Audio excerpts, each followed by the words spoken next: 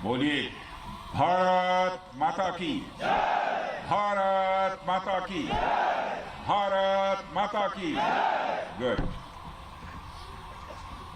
जम्मू कश्मीर के lieutenant governor Shri Manoj ji Sinha, Jammu Kashmir के मुख्यमंत्री जनाब अमर अब्दुल्ला साहब, chief of army staff general Upendra ji Dwivedi, GOC-in-C northern command lieutenant general Prateek Sharma, GOC-15 को लेफ्टिनेंट जनरल प्रशांत श्रीवास्तव और हमारी आर्म्ड फोर्सेस के सारे ऑफिसर्स और मेरे बहादुर जवानों, जम्मू காஷ்மீரின் ஆளுநர் அவர்களே, முதல்வர் உமர் அப்துல்லா அவர்களே, இங்கே கூடியிருக்கின்ற ராணுவத்தின் தலைமை அதிகாரி மற்றும் உயர் அதிகாரிகளே, ராணுவத்தினரே, உங்கள் அனைவருக்கும் என்னுடைய வணக்கத்தை தெரிவித்துக் கொள்கிறேன். जो निर्दोष नागरिक आतंकवादियों के द्वारा मारे गए हैं, उनकी भी स्मृति को मैं नमन करता हूं।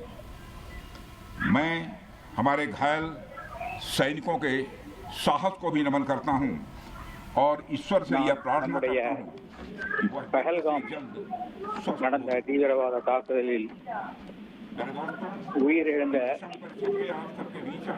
மக்களுக்கு என்னுடைய வணக்கங்களை தெரிவித்துக் கொள்கிறேன்.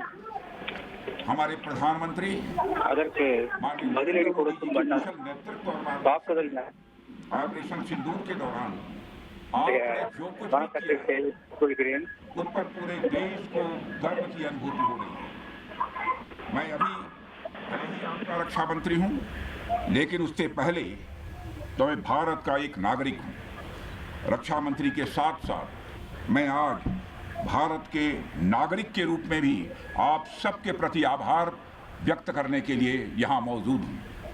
பாரதத்தின் பாதுகாப்பு அமைச்சர் என்ற முறையிலும் பாரதத்தின் ஒவ்வொரு குடிமக்களின் தரப்பிலும் நான் உங்கள் அனைவருக்கும் நன்றி சொல்ல கடமைப்பட்டிருக்கிறேன். जिस प्रकार से अपने गुस्से का इजहार किया है, मैं जम्मू कश्मीर की जनता का भी अभिनंदन करता हूँ। मेरे साथियों, आपकी उस ऊर्जा को महसूस करने आया हूँ जिसने दुश्मनों को नष्ट नाबूद कर दिया है। आपने जिस तरीके से सीमा के उस पार पाकिस्तान की चौकियों और बंकरों को आपने ध्वस्त किया, दुश्मन मैं समझता हूं उसे कभी भूल नहीं सकता। आपने देखा होगा எல்லைக்கு அப்பால் பாகிஸ்தானில் இருக்கின்ற ஒவ்வொரு இலக்கையும் வெற்றிகரமாக தாக்கியது குறித்து எதிரிகள் எப்போதும் இதை மறந்துவிட மாட்டார்கள் என்று நான் நினைக்கிறேன். आज मैं यहाँ रक्षा मंत्री के साथ साथ एक मैसेंजर के रूप में भी आप सबके सामने मौजूद हूँ। पूरे देश की शुभकामनाएं, उनकी प्रार्थनाएं और उनकी कृतज्ञता को लेकर आप सबके बीच यहाँ मैं मौजूद हूँ। பாதுகாப்பு அமைச்சர் என்ற முறையில் நாட்டின் நன்றி உணர்ச்சியும் நாட்டு மக்களின் நன்றிகளையும் உங்களுக்கு நான் தெரிவித்துக் கொள்ள கடமைப்பட்டிருக்கிறேன். और देशवासियों का संदेश लाया हूँ। संदेश यह है कि हमें हमारी सेनाओं पर गर्व है। साथियों, அவர்களிடமிருந்து உங்களுக்கு ஒரு செய்தியை கொண்டு வந்திருக்கிறேன். செய்தி என்னவென்றால், எங்கள் நாட்டின் ராணுவத்தின் மீது எங்களுக்கு கர்வம் இருக்கிறது என்பதை அந்த செய்தியாகும். एक ऐसी प्रतिबद्धता जिसमें भारत ने दिखा दिया कि हम सिर्फ डिफेंस नहीं करते हैं, जब वक्त आता है तो हम कठोर निर्णय भी लेते हैं और कठोर कार्रवाई भी करते हैं। यह ऑपरेशन उस एक एक जवान की आंखों में देखा गया सपना தேவை ஏற்படும் போது நாங்கள் கடுமையான முடிவுகளையும் எடுப்போம், அதை செயல்படுத்தியும் காட்டுவோம் என்பதை செய்து காட்டியிருக்கிறோம். और दुश्मन की छाती चीर कर हम उन आतंकी ठिकानों को खत्म करके ही हम वापस लौटेंगे।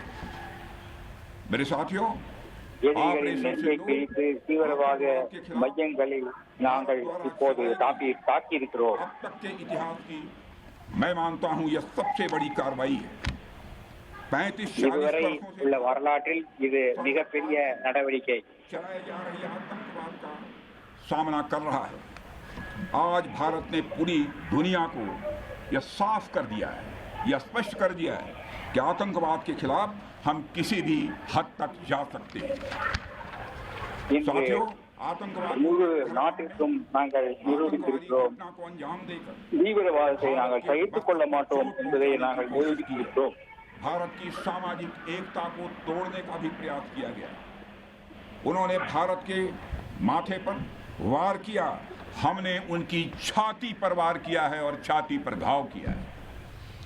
पाकिस्तान के जख्मों का इलाज इसी बात में है कि वो भारत विरोधी और आतंकवादी संगठनों को पनाह देना बंद करे और अपनी जमीन का इस्तेमाल भारत के खिलाफ पाकिस्तान किसी भी सूरत में न करे। இந்தியாவுக்கு எதிரான தீவிரவாத நடவடிக்கைகளை நிறுத்திக் கொள்ள வேண்டும் என்று நான் தெரிவித்துக் கொள்கிறேன். इसी पाकिस्तान ने इस्लामाबाद में डिक्लेरेशन किया था कि अब उनकी धरती से आतंकवाद एक्सपोर्ट नहीं किया जाएगा, मगर पाकिस्तान ने भारत को धोखा दिया है, पाकिस्तान ने भारत को छला है और आज भी वह धोखा दे रहा है। इसका खामियाजा अब उसको भारी कीमत करके भुगतना पड़ा है और यह कीमत, यदि आतंकवादी वारदातें चलती रही तो लगातार यह बढ़ने ही वाली है।